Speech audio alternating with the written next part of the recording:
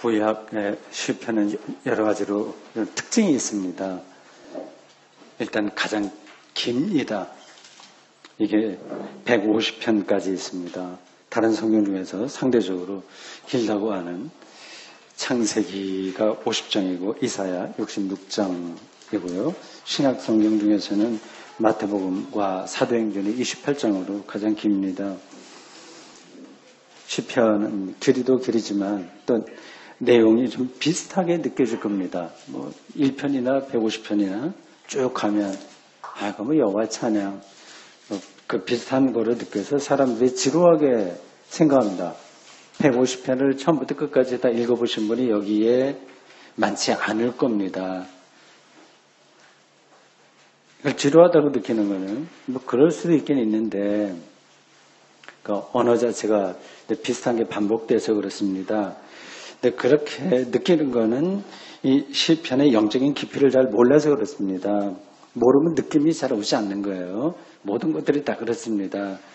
구약 중에서 신앙적으로 가장 깊은 성경이 시편이라고 해도 과언이 아닙니다. 그래서 루터도 그렇고 이런 신학적인 그리고 영적인 그런 부분들을 진지하게 생각하는 사람들은 다 이 시편을 기초로 하고 있습니다.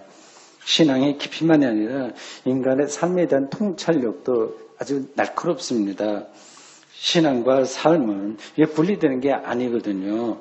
삶에 대한 깊이가 없으면 신앙은 깊어질 수가 도저히 없습니다. 신앙이 깊은 사람은 당연히 삶도 심층적으로 인식하면서 치열하게 살아갑니다. 같이 갑니다. 이런 연관성을 삶과 신앙과 삶의 연관성, 그 깊이를 우리는 시편에서 발견할 수 있습니다. 오늘 교회력에 따라서 주어진 시편은 89편 1절에서 4절, 19절에서 26절입니다. 그래서 마지막 구절인 26절, 다음과 같습니다. 시편 기자가 하나님의 입장에서 이 문장을 표현한 겁니다. 그가 내게 부르기를, 하나님이 시편 기자를 향해서 하는 표현이에요. 그러나 이것은 시편 기자의 영혼이 담겨있는 신앙 고백입니다. 그가 내게 부르기를 주는 나의 아버지시여 내 하나님이시여 나의 구원의 바이시라 하리로다. 주라고 하는 것은 구약 성경이 하나님을 표기할 때 가장 자주 사용한 단어입니다. 유대인들은 하나님을 거룩하기 때문에 이름을 붙이지 못한다고 생각했습니다. 그래서 주 이렇게 일반적으로 호칭합니다.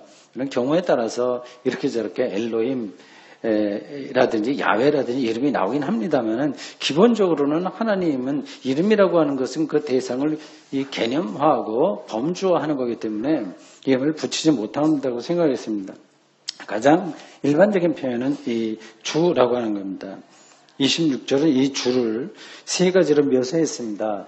아버지, 하나님, 구원의 바위입니다. 각각이 다 특징이 있는데 구원의 바위라고 하는 표현이 가장 특징적입니다. 그걸 오늘 저는 설교 제목으로 삼았습니다. 시편에 이와 비슷한 다른 용어들도 나옵니다. 산성, 주는 나의 산성이라든지 주는 나의 목자라든지 이런 표현들이 같이 다 통하는 이야기들입니다. 이 바위는 가장 단단한 물질이죠. 지구에서 우리가 볼 때 그렇습니다. 하나님이 구원의 가장 단단한 토대라고 하는 표현입니다. 말은 이거 누가 모르겠어요. 그러나 이렇게 말하는 사람의 영혼, 울림 속에 들어가는 것은 그렇게 간단한 게 아닙니다. 이 구원의 바위라고 하는 표현은 그림처럼 좀 선명하게 우리에게 다가옵니다. 여기 어떤 한 유대인이 옛날 2500년, 3000년 전으로 돌아가서 이제 그림을 생각해 보십시오. 어떤 사람이 광야를 지금 지나고 있습니다. 며칠 동안 왔을 거예요. 근데 거긴 들판이기 때문에 인가도 근처에 없습니다. 노숙을 해야 됩니다. 어디를 가야 되겠습니까? 저만치 바위가 보여요. 바위죠. 그 바위가 몇 개 있다면 그 사이에 들어가면 안전하고요. 하나만 있다고 하더라도 그 옆에 있는 게 가장 안전합니다. 바람도 막아주고 들짐승도 막아줍니다. 이 나그네에게 이 바위는 절대적인 의지처입니다. 이런 느낌으로 시편 기자는 하나님을 구원의 바위 이렇게 묘사했습니다. 구원의 바위라고 하는 이 표현을 좀 더 우리가 정확하게 이해하려면 정확하다기보다도 실질적으로 느끼려면 인간의 실존이 구원을 필요로 한다는 사실을 일단 알아야 됩니다. 그걸 전제해야 됩니다. 자기 인생은 자기가 책임지는 거지 무슨 구원을 필요로 해. 나는 내 인생 내가 책임져. 난 자신 있어. 그래서 하나님으로부터 구원 같은 거 필요 없다고 주장하는 사람들이 있습니다. 교회 밖에만 아니라 교회 안에 있는 사람들도 마음은 이제 그렇게 돌아가는 경우가 제법 있습니다. 억지로 되는 게 아니에요. 인간의 주체성과 자주성을 강조하는 사람들일수록 이러한 주장을 강하게 합니다. 그러니까 하나님에게서 구원을 바라는 것은 그건 정신이 좀 박약한 사람들이라고 이렇게 비판합니다. 교회에서 벌어지는 퇴행적이고 유아적인 자기 속에 빠져드는 그런 행태를 보면 그들의 주장을 터무니없는 거라고 말할 수는 없습니다. 그러나 그들의 주장은 자신이 처한 이 상황을 의식적으로나 무의식적으로 외면하고 있는 겁니다. 킬로미터 앞에 놓인 계곡 사이에 다리가 끊어진 걸 모르고 달려가고 있는 기차 객실에 앉아서 그냥 편안하게 있거나 모르는 게 차라리 낫죠. 그럴 때는요. 밖에서 화재가 난 걸 모른 채 건물 안 피트니스 교실에서 운동하는 거하고 비슷합니다. 인간이 언젠가는 죽는다는 사실만을 가리키는 게 아닙니다. 살아있을 때도 아주 생생하게 즐겁다고 생각하는 우리의 인생사례 속에서도 삶이 생명 충만과는 거리가 멀다는 게 그 증거입니다. 몇 가지 예를 들 테니까 여러분들 각자 판단해 보십시오. 설교자가 설교한다고 해서 그게 다 똑바른 것만 하는 건 아닙니다. 제가 느끼고 있는 것을 전하니까 여러분들이 그럴듯하다고 생각하면 동의가 되는 거고 그렇지 않으면 다르게 생각하셔도 됩니다. 2017년 한 해가 지금 며칠 남지 않았습니다. 이렇게 뭐라고 표현해야 됩니까? 시계가 한 바퀴 도는 것처럼 다 가버렸습니다. 나이가 들수록 세월의 속도는 점점 빨라집니다. 작년과 금년의 차이가 별로 느껴지지가 않아요. 어제와 오늘이 구분되지 않습니다. 매일 밤에 침대에 제가 자기 전에 거기서 잠깐 무릎 꿇고 앉아서 아주 짧게 기도하는데 어제도 이랬는데 그저께도 그랬는데 별 다른 차이가 하나도 없습니다. 어제가 오늘이고 오늘이 내일이고 그렇습니다. 그런 느낌으로 우리가 살고 있습니다. 사물도 확실하지가 않아요. 점점 그렇게 느껴집니다. 여러분들은 어떤지 모르겠어요. 그리고 자신의 정체성, 나의 인격과 아이덴티티 이런 것들도 명백하지가 않습니다. 젊었을 때는 사람들이 일반적으로 자신의 인생 목표를 성취하기 위해서 매진하다 보니까 인간의 삶이 구름이나 바람을 잡는 것처럼 속절없다고 하는 사실을 실감하지는 못합니다. 일찌감치 젊어서부터 그걸 실감하는 사람들도 있긴 하지만 일반적으로는 그렇게 하지 못합니다. 저는 설교 준비를 할 때마다 이상한 느낌을 받습니다. 성경의 세계로 제가 들어가야 되지 않습니까? 2000년 전 혹은 2500년, 3000년 전에 어떤 사건들을 기록한 이 텍스트입니다. 그 세계로 빠져들다가 지금 내가 2500년 전 바벨론 시대에 있었던 디아스포라 유대인 누구 한 사람인가? 아니면 2000년 전 로마 시대를 살고 있었던 요한계시록을 받아봐야 될 사람들, 그 시대에 있는 한 기독교인인가? 아니면 지금 21세기에 사는 건지 혼란스럽다고 느낄 때가 종종 있습니다. 이렇게 삶이 불확실한 상태에서 어떻게 하나님의 구원을 바라지 않을 수 있겠습니까? 작은 일상을 생각해 보십시오. 자신이 원하는 대로 이 세상은 돌아가지가 않습니다. 개인의 삶이 그렇습니다. 생각하지 못했던 일들이 일어납니다. 아주 가장 간단하게 인간관계도 그게 쉽지가 않습니다. 뜻대로 되지 않습니다. 친구나 가족, 교우들과의 관계도 마음먹은 대로 되지가 않습니다. 자기가 마음을 좀 잘못 먹을 때도 있고요. 자기의 잘못일 때도 있고 또 다른 사람이 마음을 좀 잘못 먹어서 관계가 흐트러지기도 합니다. 그래서 대충 그러려니 하고 살아가고 그걸 과민하게 생각하는 사람들은 아주 힘들어합니다. 어느 쪽에서나 일상의 삶이 완성되었다고 볼 수 없습니다. 거꾸로 모두 인생사력이 잘 풀려간다고 생각해 보십시오. 세상은 그걸 약속하고 그쪽으로 가도록 우리를 강요하고 유혹하고 있습니다. 여러분들의 인생도 잘 풀리기를 저는 목회자로서 바라긴 합니다. 모두가 부러워할 만한 위치에 올랐다고 생각해 보십시오. 그래도 만족은 불가능합니다. 그걸 이제 인정을 잘 안 하거나 숨겨두고 있을 뿐이지 전혀 되지 않습니다. 남이 나를 혹은 우리 가족을 부러워한다는 사실에만 만족할 뿐인 것으로는 영혼의 만족은 불가능한 겁니다. 여기서 예외적인 사람은 하나도 없습니다. 나는 달라. 그렇게 주장하는 사람이 있다면 그는 코로 숨쉬는 사람이 아니거나 도사인 척하는 사람입니다.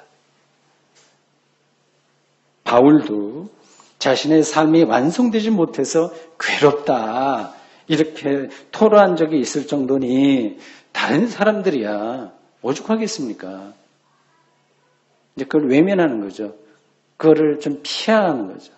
그렇게 삽니다. 삶의 완성은 죽어서야 가능합니다. 그래서 죽음을 영원한 안식이라고 보통 이렇게 말을 합니다. 살아있는 동안에 최선은 하나님과의 관계에 집중하는 것입니다. 제가 목사이기 때문에 이렇게 말씀드린 게 아니라 한 인간으로서 한 지성인으로서 그리고 인생을 살 만큼 산 사람으로서 그런 결론에 도달해서 말씀드립니다. 우리 딸들도 다른 거는 좀 못한다고 하더라도 하나님과의 관계에 깊숙이 들어가는 게 가장 자식에게 바라는 겁니다. 우리 교우들에게도 좀 마찬가지예요. 왜냐하면 하나님이 바로 영원한 안식의 주인이기 때문입니다. 이게 늘 하는 이야기인데 그래서 상투적으로 들려요. 이게 참 설교자로서 딜레마이기도 하고 이거 어떻게 이거를 전해야 되나 억지로 되지도 않기도 합니다. 하나님과의 관계에 들어간 것만큼 우리의 삶은 앞으로 나갈 것이며 그래서 생명 그런 정도 안에서 충만해질 겁니다.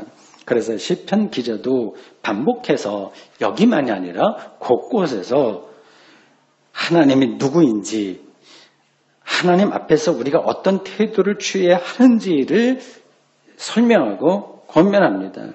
성경에 물론 다른 위대한 인물들에 대한 서사가 나와요. 많은 인물들이 나오죠. 그 중요한 게 아닙니다. 성서 기자들이 말하려고 하는 것은 그 위인들을 얘기하려고 하는 것이 아니라 하나님이 그에게 어떤 구원을 베푸셨는지를 얘기하려고 하는 겁니다. 오늘 우리가 읽은 본문은 하나님을 두 가지 성격으로 말합니다. 1절과 2절과 24절에서 그 사실 반복되고 있어요. 1절과 2절만 읽겠습니다. 내가 여호와의 인자하심을 영원히 노래하며 주의 성실하심을 내 입으로 대대히 알게 하리이다. 내가 말하기를 인자하심을 영원히 세우시며 주의 성실하심을 하늘에서 경고히 하시리라 하였나이다. 두 가지 머리에 들어오시죠? 인자하심과 성실하심입니다. 이 인자하심이라고 하는 것을 공동 번역은 사랑이라고 번역했습니다. 그리고 루터는 그나데라는 독일어 은혜 혹은 은총이라고 번역했습니다. 시편 기자는 지금 모든 인생살이가 잘 풀리기 때문에 이런 말을 하는 게 아닙니다. 또 막연하게 앞으로 잘 되겠지, 막연하게 잘 되겠지. 그래서 이 하나님의 인자하심을 말하는 게 아닙니다.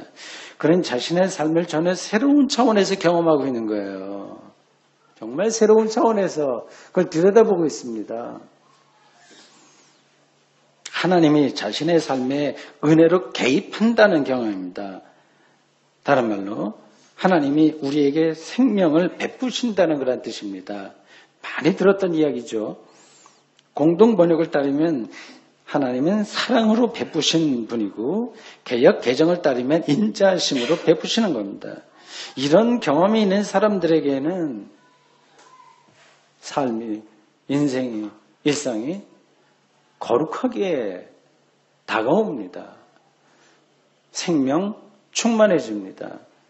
이런 경험에 근거해서 시편 기자는 하나님을 인자하시다, 은혜롭다 이렇게 표현하고 있습니다. 우리가 삶을 하나님의 은혜로 받아들이지 못하는 이유는, 그래서 생명 충만감을 느끼지 못하는 이유는 아실 거예요. 삶의 기준을 자기 잣대로 보기 때문에 그렇습니다. 여기 한 어린아이가 있다고 합시다. 부모와의 관계를 용돈 주는 분 이런 걸로 여긴 수 있어요. 그게 자기의 기준이에요. 용돈이 그 아이의 기준입니다. 자기의 기준에 맞지 않으면 부모와의 관계를 거부하게 됩니다. 사람들은 자기 기준으로만 삶을 평가하기 때문에 삶을 하나님의 은혜로 인식하지 못합니다. 우리가 사람이니 그런 제한을 받으니 어쩔 수 없긴 해요. 자기 중심으로 생각할 수밖에 없긴 하지만 그 주변에서 계속 그런 것들의 기준에 맞춰 살아 이렇게 닥달을 받고 있기 때문에 어쩔 수 없긴 하지만 그 기준이 너무 강하다고 하는 게 문제입니다. 자기 기준에 집착하는 것이 바로 성경이 말하는 죄예요. 하마르티아가 얘기하는 것이 바로 자기 집중입니다. 자기 기준으로 사는 겁니다. 여기서 말하는 기준이라고 하는 것은 이기적이고 그런 것도 포함해서 이상한 거, 부도덕하고 그런 것만을 가리키는 게 아닙니다. 좋게 보이는 것들도 다 포함하는 거예요. 진보적이고 양심적이고 도덕적이고 개혁적인 거라고 하더라도 그것마저 절대적인 기준이 되면 은혜를 외면하게 되어 있습니다.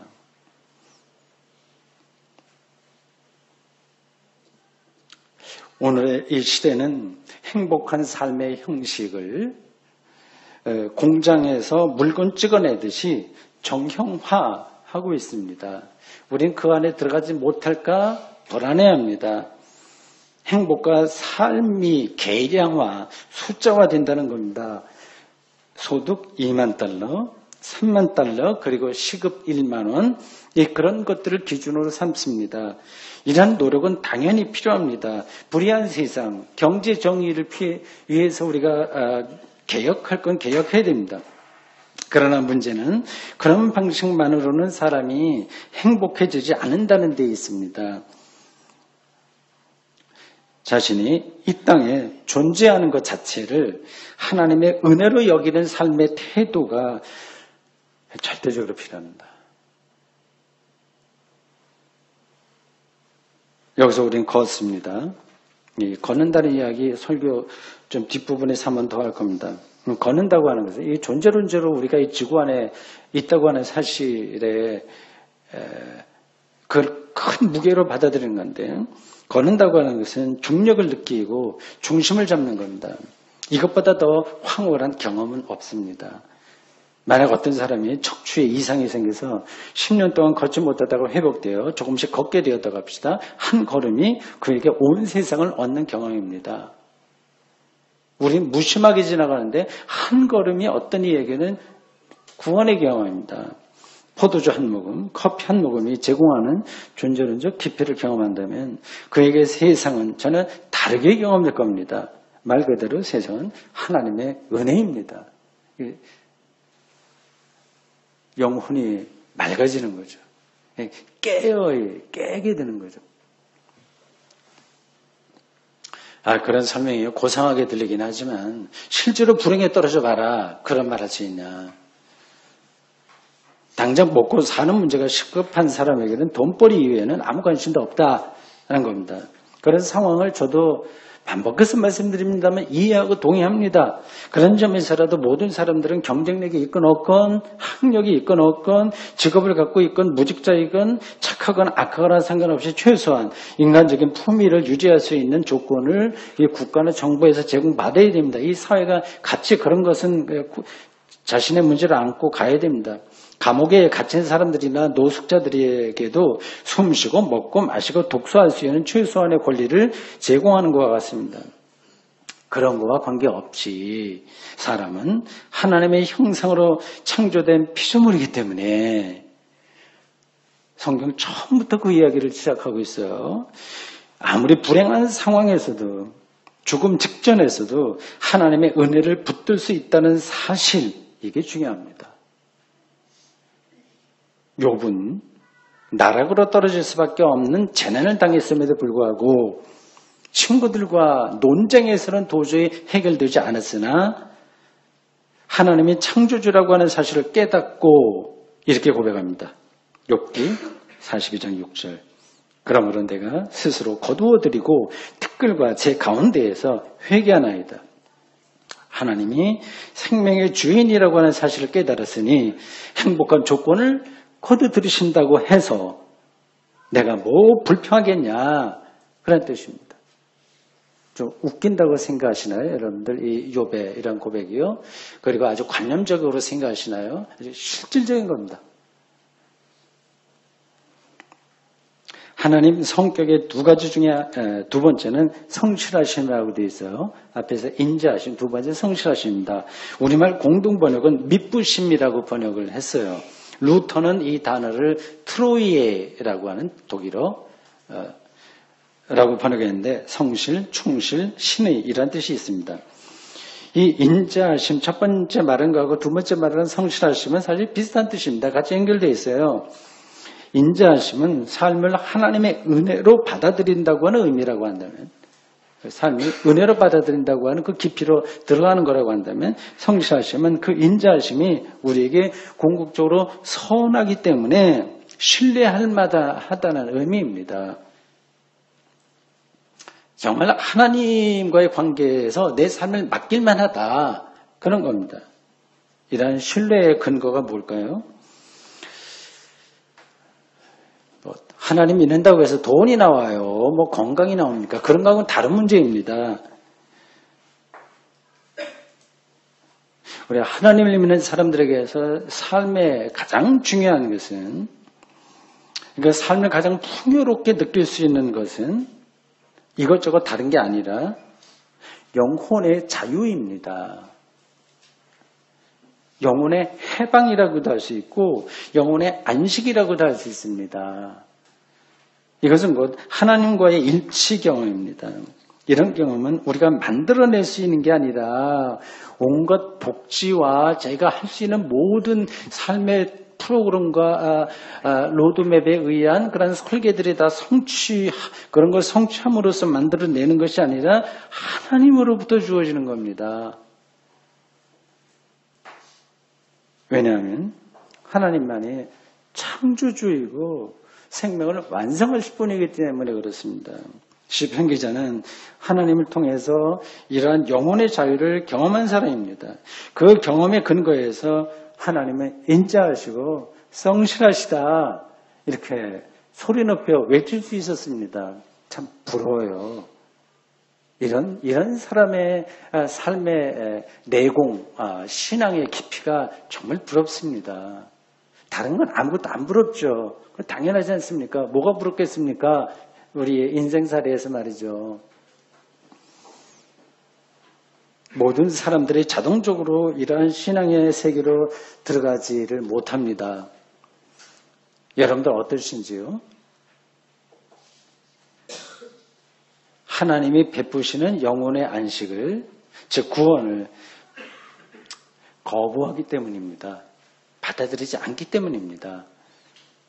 영혼의 안식, 즉 구원이 눈에 보이는 거라면 여러분 보십시오. 자, 이거 가져가십시오. 이렇게 띄어서 주기나 할 텐데 보이지 않기 때문에 그게 되지가 않습니다. 어떻게 우리는 영혼의 자유와 안식이라고 하는 사실에 집중해서 살아갈 수 있을까요? 그래서 하나님을 구원의 바위로 경험할 수 있을까요? 설교자가 설교 시간에 개인적인 경험을 이야기하는 것은 바람직하진 않습니다. 그러나 오늘 저는 설교 내용에 책임을 진다는 의미로 이 대목에서 저의 경험과 생각을 말씀드리겠습니다. 영혼의 안식에 이르는 길입니다. 혹은 영혼의 안식에 이른 사람들의 삶의 태도입니다. 두 가지입니다. 첫째, 저는 개인적인 삶이나 목회에서 제가 하는 일이 그거니까요. 살아야 되고, 그런 목회자로 사니까 여기서 어떤 목표를 세우지 않고 매 순간에 집중합니다. 순간이요. 예를 들자면 저 서전에 2층입니다. 매일 거의 계단을 오르락 내리락 해야 됩니다. 그 계단 오르고 내릴 때 다른 것을 일절 생각하지 않습니다. 계단만 생각합니다. 계단을 오르고 내리고 있는 내가 기특하게 보이는 거예요. 이게 쉽지 않은 거거든요. 인공지능을 탑재한 최신형 로봇을 거기다가 올라가고 내려가라고 해보십시오. 좀 할 거야 어느 정도 기우뚱 하면서 올라가긴 좀 어느 정도 할 겁니다. 최신형 로봇이라고 한다면 내려가는 건 잘 못할 거래요. 쉽지 않습니다. 아마 언젠가 그런 날이 올지 모르지만 거기서 오르고 내리고 있는 것이 얼마나 예뻐 보이는지 모르겠습니다. 그리고 계단만 보는 건 아닙니다. 창문도 보고 계단에 놓인 책과 잡동사니 이런 것들 봅니다. 거기서 오르내리고 있는 어떤 사람이 있다고 하는 사실을 내가 나를 바라보면서 신비롭게 생각합니다. 더 이상 나에게 그 순간에 필요한 게 아무것도 없습니다. 영혼의 자유를 느낍니다. 영화의 한 장면과 같습니다. 설교 준비를 할 때도 다른 것을 전혀 생각하지 않습니다. 성경만 생각합니다. 예배를 인도할 때도 지금 마찬가지입니다.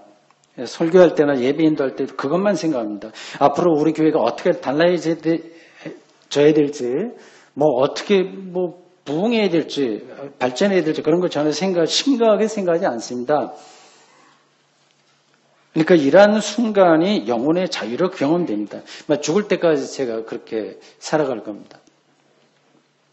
둘째, 저는 목사로서만 아니라 기독교인으로서 예수 그리스도에게 일어난 일에 집중합니다. 다른 건 관심이 없어요. 예수를 더 깊이 알고 그리고 믿고 싶다는 뜻입니다. 예수는 자기 운명을 어떻게 받아들였을지 젊은 나이에 죽었는데 30대 초반이에요. 그러니까 십자가 죽음 앞에서 어떤 느낌이었을지 하나님으로부터 버림받은 것 같은 강한 충격 속에서 그걸 어떻게 벗어나는지 그냥 알고 싶습니다. 설교 행위도 사실 이런 과정의 하나입니다. 예수에게 가까이 가기 위한 저의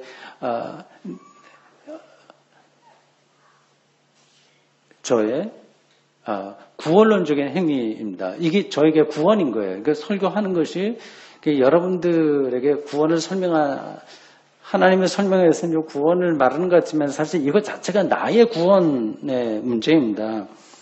그러니까 예수 그리스도에게 가까이 갈수록 다른 거는 정말 중요하지 않고요. 그거로 목사가 구원에 가까이 가지 않습니다.